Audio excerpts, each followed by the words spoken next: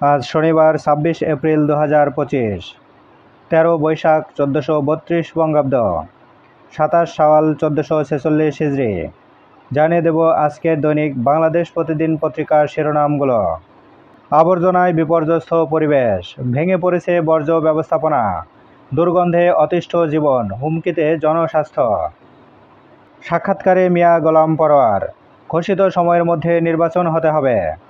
গুলি ছুড়ল ভারত পাকিস্তান, কাশ্মীরে ২ জঙ্গির বাড়ি ধ্বংস, যুদ্ধের হুঁশিয়ারি পাক মন্ত্রীর।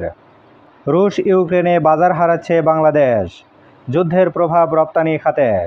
৬৫ লাখ মার্কিন ডলারের পেমেন্ট আটকে গেছে রাশিয়ায়। অর্থ মন্ত্রণালয় বাংলাদেশ ব্যাংকে চিঠি দেবে। সাক্ষাৎকারে চৌধুরী হাসান সারওয়ার্দী, ডক্টর ইউনূসকে হত্যার ষড়যন্ত্র করেছিল আওয়ামী লীগ। চ্যালেঞ্জে ওষুধের বাজার, আগাম ব্যবস্থা নেয়ার পরামর্শ। নির্দিষ্ট কোম্পানি থেকে কাঁচামাল কিনতে হবে বেশি দামে। দাম কমানো ও রপ্তানির বাজার ধরা চ্যালেঞ্জিং হয়ে উঠবে। গাজীপুর কৃষি বিশ্ববিদ্যালয়, গবেষণাগারে যন্ত্রপাতি কেনায় ব্যাপক অনিয়ম। পোপ ফ্রান্সিসকে শেষ শ্রদ্ধা জানাতে রোমে ডক্টর ইউনূস। জামাত আমির, আগে স্থানীয় সরকার নির্বাচন দিন। ইলিয়াস কাঞ্চনের নতুন দল জনতা পার্টি বাংলাদেশ। সর্বোচ্চ সংযম দেখাতে বলল জাতিসংঘ। ৩ ইস্যুতে জোর দিচ্ছে এনসিপি। ভারত দিয়ে ৩৬ দেশে রপ্তানি করত বাংলাদেশ।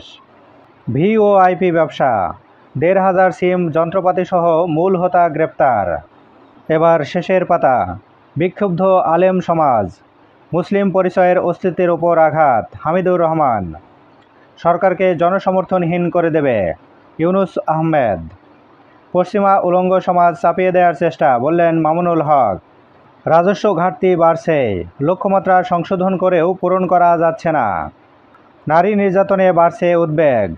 মার্চে কন্যা শিশুসহ ধর্ষণের শিকার ১৬৩ নারী। চলতি বছরের প্রথম ৩ মাসে পরিস্থিতি উদ্বেগজনক। দুর্বৃত্তের ছুরিতে প্রাণ গেল ২ ব্যবসায়ীর। মাদারীপুরের ৩ যুবক নিখোঁজ, ইতালি নেওয়ার প্রলোভনে ভয়াবহ নির্যাতন।